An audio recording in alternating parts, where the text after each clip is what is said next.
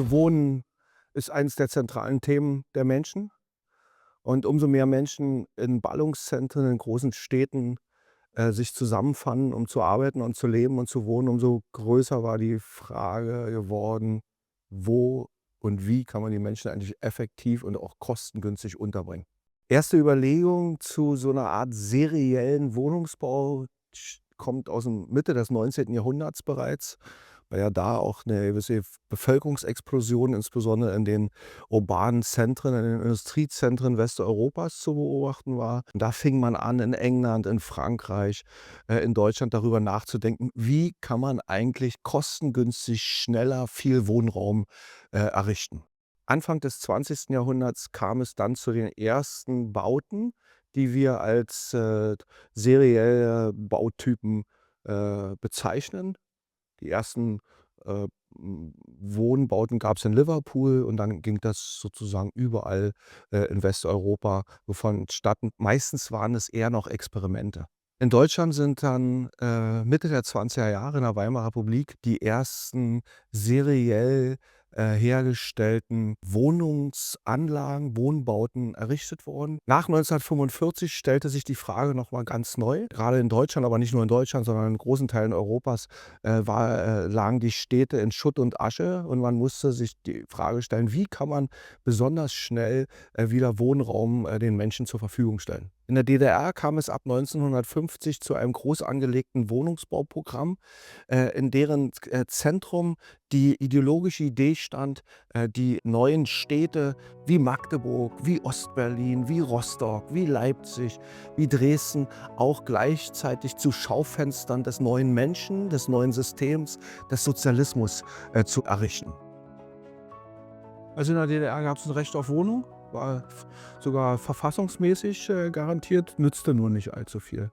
Nun muss man sich vor Augen führen, welche historische Ausgangssituation die DDR hatte. Es gab bereits vor 1933 in den Regionen, die heute zur DDR zählen, ein Wohnraumproblem.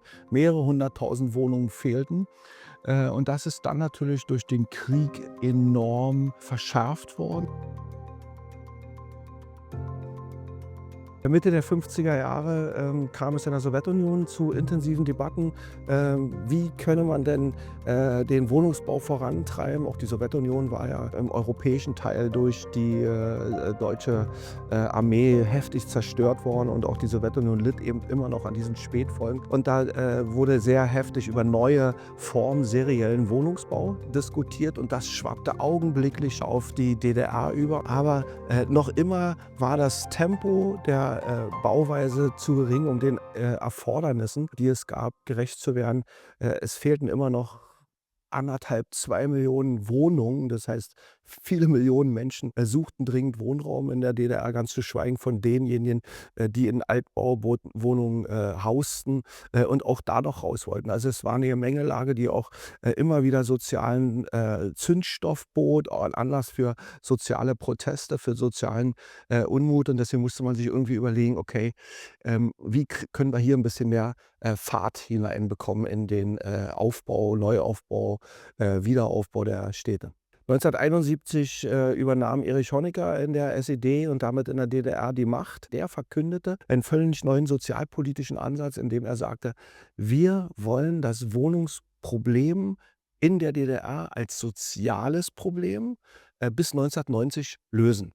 Zum großen Erfolgsprojekt des Wohnungsbauprogramms sollte die neue Wohnungsbauserie 70 werden, WBS 70. Das 70 steht dafür, dass es seit 1970 angewandt worden ist. Und das ist auch, wenn man so will, heute in ganz Ostdeutschland der sichtbarste Ausdruck dieser Wohnungsbaupolitik. Überall entstanden riesige Wohnungsbaugebiete, die aus diesen WBS 70 Bauten 5, 6, 8, 11 Geschosser, teilweise auch 14 Geschosser bestanden. Die ersten sind errichtet worden in Neubrandenburg und dann praktisch überall in der DDR. Bekannt sind die in Rostock, in Leipzig, in Gera, in Magdeburg, in Halle. Eine ganze Stadt ist danach benannt worden, Halle-Neustadt. Egal, wo man eigentlich hinschaut. Und nicht nur die großen Städte, nicht nur die Bezirksstädte, sondern diese WBS 70 Bauten sind bis in die Dörfer vorgedrungen. Das größte Neubaugebiet Europas ist dann tatsächlich in dieser WBS 70 Baureihe in Berlin-Marzahn errichtet worden. Marzahn war ja gar kein Bezirk, den gab es vorher nicht. Und hier sind also Zehntausende neue Wohnungen, Hunderttausende neue Wohnungen entstanden in dieser WBS 70 Baureihe.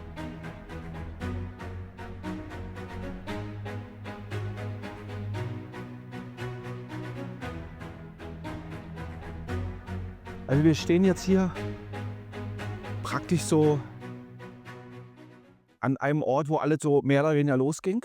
Man sieht hier eine ganze Reihe von typischen Elementen von Marzahn, Funktionsbauten, Hochhäuser, die fast angsteinflößend wirken. Wir befinden uns hier nicht nur an dem Rathaus, dem einzelnen Rathaus von Marzahn, seit 1979, 80, sondern auch auf dem Helene-Weigel-Platz. Dieser Platz hier, der so als eine Art Zentrum auch errichtet werden sollte, ist auf der einen Seite atypisch für die damaligen Schnellbauten, weil gar keine Kapazitäten und keine Zeit und kein Raum dafür vorgesehen waren, praktisch so eine Erholungsoasen zu schaffen. Davon musste man dann relativ schnell Abstand nehmen. Dieses Neubaugebiet Berlin-Marzahn, das musste ja tatsächlich infrastrukturell komplett von null aufgebaut werden. Da mussten Bahnhöfe errichtet werden für die S-Bahnen. Da mussten Straßen angelegt werden. Bis dato war das ja gewissermaßen nur ein unbedeutendes kleines Dorf. Und drumherum wurde nun alles neu planiert. Und eigentlich ist das ziemlich erstaunlich. Damals vielleicht sogar noch mehr als heute, dass als in den 70er Jahren hier die größte Baustelle Europas errichtet wurde für Neubauten, nämlich Marzahn, dass die Kommunisten dieses Dorf haben stehen lassen. War ja eigentlich nicht so gerade ihre große Stärke, Dinge zu bewahren. Aber hier mit Marzahn, mit dem Dorf Marzahn, haben sie es gemacht, sogar mit der kleinen Dorfkirche. Im Zentrum dieser Bauvorhaben standen diese kastenartigen Wohnblocks, die sozusagen so ein bisschen unterbrochen worden sind in den Sichtachsen durch einzelne Hochhäuser. Was hier in Marzahn halt von Anfang an gebaut worden ist, sind ja, na klar, eine Kaufhalle, Schulen, Kindergärten. Von allem natürlich zu wenig bei so einem riesen Wohnbezirk, wo relativ schnell 100.000 Leute wohnen. Insgesamt hier in Berlin, Marzahn, Hellersdorf fast 300.000 Leute. Aber es ist erstaunlich grün geworden. Viele Parks auch, gute Einkaufsmöglichkeiten und eine relativ dichte Versorgung mit Ärzten auch. Diese Bauten selbst sind ergänzt worden durch Funktionsbauten. Zu diesen Funktionsbauten gehörten Schulen, Kindergarten, Jugendclubs, Kaufhallen, Polykliniken. Die waren auch alle nach einem ganz ähnlichen oder nach einer gleichen Struktur errichtet worden. Es gab also einen riesen Wiedererkennungseffekt. Das Problem war, und damit man sich das mal vorstellt, wenn man sich dort nicht ausgekannt hat und man kannte sich in der Regel dort nicht aus, hatte auch was Beängstigendes, etwas Kaltes, etwas Totes. Das haben sicherlich die Menschen, die dort dann lebten und sich eingewöhnten, ganz anders erlebt. Aber die lebten ja auch alle jahrelang auf einer Baustelle. Das darf man ja auch nicht vergessen. Also die ersten, die dort einzogen, und das war eigentlich jahrelang so, lebten weiter auf einer Baustelle. Und weil eben auch die Bauplaner Wert darauf legten, so viele Wohnungen wie möglich zu bauen. Und das ist eigentlich, das, was Wohnkultur ausmacht, das kam erst an zweiter oder dritter Stelle, und das machte das alles auch so ein bisschen unwirklich. Der Vorteil von WBS 70 war, dass man die Größe der Wohnung durchaus variieren konnte, ob nur Einraumwohnung, Zweiraumwohnung, Sechsraumwohnung, weil diese Betonelemente, die manchmal sogar wie in Marzahn vor Ort hergestellt worden sind. Also da sind sogar eigene Betonwerke für errichtet worden, wo man die gegossen hat. Das konnte man also variieren. Aber wenn du erstmal in so einem Zimmer gestanden hast, in so einer Wohnung, waren die doch alle sehr ähnlich.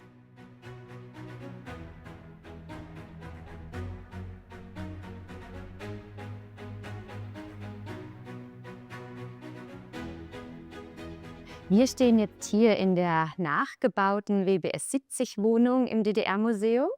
Es handelt sich hier um eine ganz typische Neubauwohnung mit 3 Zimmern für eine vierköpfige Familie, wie sie eben in einem der ganz typischen Neubaugebiete in der DDR, zum Beispiel eben auch Berlin-Marzahn, bestanden haben könnte. Bei dieser WBS 70, bei diesem Wohnungstyp, gab es eben eine gewisse Varianz im Grundriss, aber vieles sah dann doch auch immer ganz gleich aus. Also zum Beispiel eben die Küche mit der Durchreiche oder das Badezimmer, die sogenannte Nasszelle. Und wenn man dann so eine Wohnung, so eine WBS-70-Wohnung, den Flur betreten hat, dann fiel natürlich schon auf, dass die Einrichtung relativ ähnlich überall aussah. Das hatte natürlich mit den normierten Grundrissen zu tun, aber auch eben an dem relativ übersichtlichen Angebot an Möbeln. Fast überall stand dann eben so eine Karatschrankbank, wie wir sie hier sehen, mit dem Fernseher, Büchern drin und eben auch so einer ganz typischen Bar. Abgesehen davon hat man sich die Wohnung auch immer gezielt ganz heimelig, ganz gemütlich eingerichtet. Man wollte sich eben auch in der eigenen Wohnung dann so ein Stück heile Welt abseits des normalen DDR-Alltags schaffen. Ganz wichtig zu wissen ist eben auch, dass es in der DDR eben keinen freien Wohnungsmarkt gab. Also ich konnte nicht einfach hingehen und mich ja in eine Wohnung einmieten, sondern die Wohnungen wurden eben staatlich zugeteilt. Und nachdem der Wohnraum auch bis dann zum Ende der DDR, also bis 89, 90, immer knapp war, war diese Zuteilung immer auch ein Problem. Wer sich also auf eine Neubauwohnung beworben hatte, zum Beispiel als junge Familie und dann eben auch den Zuschlag bekommen hat und aus der Altbauwohnung, die meisten dann eben auch baufällig war, ausziehen konnte, so eine Neubauwohnung einziehen konnte, da war die Freude dann schon groß. Gerade weil man dann eben auch solche Annehmlichkeiten hatte, wie eine Zentralheizung oder eben auf dem Bad in der Wohnung. Und unsere BesucherInnen hier im DDR-Museum sind dann auch immer ganz überrascht, wenn sie hören, wie viel Miete so eine Wohnung eigentlich gekostet hat. Die Mieten waren staatlich subventioniert. Für so eine 3-Zimmer-Wohnung, 60, 70 Quadratmeter, hat man eben vielleicht so 100, knapp 100 Ostmark im Monat gezahlt. Es war also sehr günstig für den Einzelnen. Gesamtwirtschaftlich gesehen hatte das aber natürlich seinen Preis. Also zur volkswirtschaftlichen, Negativseite dieses gigantischen Wohnungsbauprojekts, was ja am Ende eben auch nicht zu diesem, Erfolg führte, den Honecker sich gewünscht hatte, nämlich, dass er dadurch sein System stabilisieren kann, dass er systembindende Kräfte damit erzeugen kann. Das hat am Ende eben, auch nicht funktioniert. Das zerbrach dann auch in den 80er Jahren rasant. Aber dazu gehörte eben auch, dass diese Bauten eben alle nicht kostenneutral errichtet worden sind und auch sich nicht amortisieren konnten, weil, die Mieten auch hier extrem gering waren. Die waren im Durchschnitt sogar ein bisschen höher als in den Altbauten, aber so eine 4, 5 Raumwohnung hat man für ungefähr 100 Mark vielleicht bekommen. Und das muss man sich vorstellen, 100 Mark. Damals, sagen wir mal 1980 war das Durchschnittseinkommen lag vielleicht bei 1.000 Mark in der DDR, 900 Mark. Am Ende der DDR waren es dann sogar 1.400. Hat man irgendwie mal einen Mietvertrag unterschrieben 1961, dann hat man auch 1989 immer noch die gleiche Miete bezahlt. Es sei denn, da kam mal eine Modernisierung hinzu, aber was meistens nicht der Fall war. Also, da gab es eine große Stabilität, das war praktisch geschenkt. Im Vergleich dazu, wenn man sich anschaut, so ein Farbfernseher kostete 6.000 Mark, oder so. Also, da sieht man sozusagen, da sind so ein bisschen die Relationen auch auseinandergegangen. Aber interessanterweise war sich, die, DDR, die SED sehr wohl bewusst, was sie da mit diesen riesen Neubaugebieten geschafft haben. Die halbe Welt schaute auch da drauf, zumal, grade der Westen war auch irritiert, weil Plattenbau im Westen war ein Synonym für sozialer Wohnungsbau und für soziale Brennpunkte. Und in der DDR ist nun dieser Begriff völlig umgedeutet worden, weil, das waren keine sozialen Brennpunkte. Das war auch nicht in dem Sinne 'n sozialer Wohnungsbau, sondern das war der normale Wohnungsbau. Und die DDR war sich durchaus auch ihrer vielleicht sogar Vorreiterrolle in einer gewissen Hinsicht bewusst und hat, glaube ich, 1984 bereits den ersten Plattenbau, in Neubrandenburg unter Denkmalschutz gestellt. Also, das ist eben auch eine ganz interessante Entwicklung, die natürlich auch im Westen, kritisch beäugt wurde und man schaute so: „Okay, wie kommen die nun damit klar?“ Und grade hier in Berlin, wenn man am S-Bahnhof, Plenterwald stand und, rüberschaute und dort Neubauten, sah, da schaute man halt sozusagen in einen sozialen Brennpunkt, in ein, Gebiet, was man auch, aus'm Festfernsehen als 'n Umschlagplatz von Drogen kannte. Und, so nah beieinander durch eine Systemmauer getrennt, konnte man eben die unterschiedlichen Entwicklungen von solchen Plattenbauten, von solchen Neubaugebieten, geradezu haptisch erfahren. Die Diskussion in der DDR, und zwar seit Ende der 40er Jahre bis Ende der 80er Jahre über Städtebau und Architektur unterschieden sich in fast nichts von Debatten in den USA, in der Sowjetunion, in England, Frankreich, Großbritannien. Diese Community ist sehr international orientiert und die besten Architekten und Städtebauplaner in der DDR waren natürlich immer, in diesen Debatten, involviert, kamen ja teilweise auch mit aus ihren Erfahrungen aus der Weimarer Republik, hatten bei berühmten Architekten und Städtebauern studiert und so. Und insofern gibt es da auch so eine ganz merkwürdige Diskrepanz zwischen den eigenen Ansprüchen, auch zwischen vielen Entwürfen und dem, was dann sozusagen tatsächlich, äh, errichtet worden ist, was dann eben oft auch an den Möglichkeiten, scheiterte. Und trotzdem haben all diese Debatten insofern eine gewisse Ausstrahlung oder auch eine Wirkung gehabt, als dass man dann versuchte, vor allen Dingen in den 80er Jahren, von dieser, platten, Bauweise Plattenbauweise, wegzukommen und das auch ein bisschen individueller zu gestalten. Ein berühmtes Beispiel wäre dann zum Beispiel das Nikolaiviertel in, Ostberlin, in Berlin-Mitte, eröffnet zum 750. Jahrestag. Das ist in Plattenbauweise errichtet worden. Auch das ist wesentlich mit Elementen vom WBS 70 errichtet worden, aber da sieht man ja, wie man doch kreativ, und, farbenfroh und, individuell versuchte, dort sozusagen etwas zu gestalten. Und das hat man dann eben nicht nur, im Nikolaiviertel in Ostberlin gemacht, das hat man auch dann versucht, in einzelnen Neubaugebieten zu machen. Also ab 1990 kommt es zum Paradigmenwechsel und es kommt auch zu einem, Bruch in der Wahrnehmung. Zunächst ist irgendwie klar, allen Leuten ist klar, natürlich muss aus Marzahn, aus Hellersdorf, aus Hohenschönhausen, aus Halle-Neustadt, egal wo man hinschaut, und das wird ja bestätigt durch die rassistischen Übergriffe in Hoyerswerda, Neubaugebiet, in Rostock-Lichtenhagen, Neubaugebiet.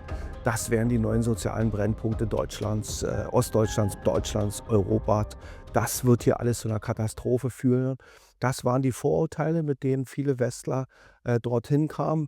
Zugleich kamen sie in die ostdeutschen Innenstadtzentren und sahen nur Ruinen und alles dem Verfall. Stralsund, Halberstadt, egal wo man hinschaute, Leipzig, Dresden, das war, irgendwie die Katastrophe und keiner wusste so genau, wo anfangen und wo aufhören. Und dann, entwickelte sich aber relativ schnell etwas, was wahrscheinlich so keiner vorhersehen konnte. Die Innenstädte sind ab Ende der 90er Jahre in einem rasanten Tempo saniert worden und die Neubaugebiete in Magdeburg, in Leipzig, in Halle und auch in Marzahn, Hellersdorf und Ahrensfelde erlebten jetzt auf einmal eine echte Blütezeit. Also, es wurde überall grün auf einmal.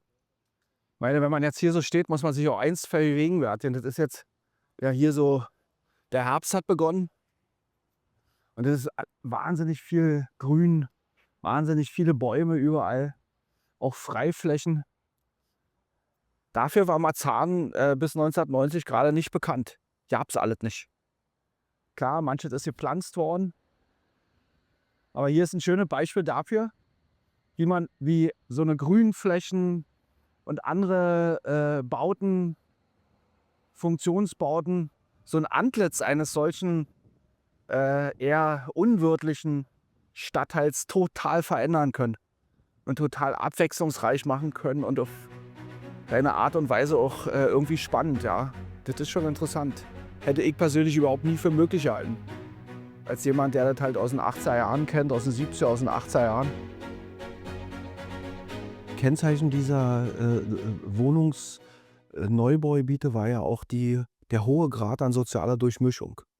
Das ist auch der, entscheidende Unterschied zu diesen viel kleineren Wohnungsneubaugebieten in der Bundesrepublik, die eben in der Regel nicht sozial durchmischt waren. Und das war aber im Osten schon so. Da konnte man auf einer Etage, konnte der Arzt mit der Lehrerin und dem Ungelernten aus einem Großbetrieb zusammen wohnen. Nach 1990 und dann natürlich eben vor allen Dingen ab den 2000er Jahren hat sich nicht nur das äußere Antlitz dieser Neubaugebiete angefangen zu verändern und teilweise stark verändert.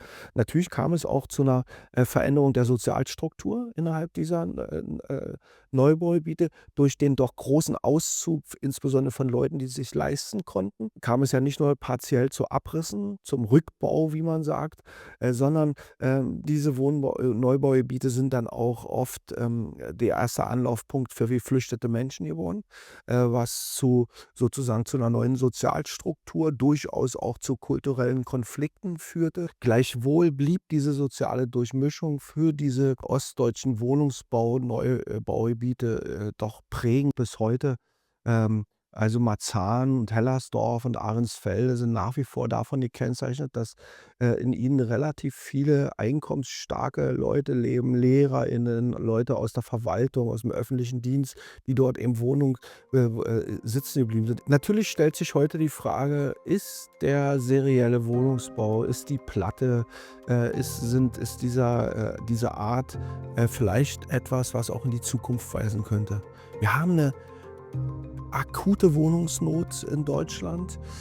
Insbesondere bezahlbarer Wohnraum ist nirgendwo in den Großstädten wirklich zu haben. Mittlerweile sind auch viele Städte Ostdeutschlands davon betroffen. Nicht so dramatisch natürlich wie die westdeutschen Städte, aber doch immer stärker. Und da muss man schon fragen, wie kann man dieses Problem lösen? Auch wenn man jetzt in andere westliche Staaten schaut, aber auch in andere Regionen der Welt, da wird man immer überall feststellen, dass doch dieser serielle Wohnungsbau, die Plattenbauweise in vielen Regionen der Welt irgendwie zurückkommt. Vielleicht war sie auch nie weg, aber sie kommt zurück auch ins öffentliche Bewusstsein. Sicherlich ist nicht die Art und Weise, wie man in den 70er Jahren die Wohnkästen errichtet hat und auf sozusagen eine individuell ausgerichtete Infrastruktur verzichtet hat, wie man auf Grün verzichtet hat, wie man auf Naherholungsgebiete verzichtet hat, kein Vorbild. Aber wenn man das mit sozusagen einer ansprechenden Wohnkultur heute verbindet, dann ist die Idee, dass man doch relativ kostengünstig Wohnraum zur Verfügung stellen kann, auch sehr schnell.